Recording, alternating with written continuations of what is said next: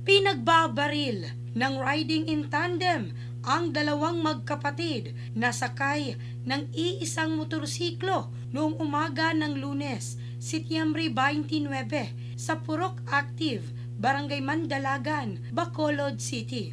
Kinilala ang mga biktima na sina Harold at Harley, residente ng nasabing barangay, sa panayam ng Brigada News FM Bacolod kay Police Major Rondel Tapang, hepe ng Police Station 3. Sinabi nito na galing umano sa isang karinderya at pauwi na ang magkapatid nang biglang pagbabarilin ng mga sospek na nakasunod sa kanila.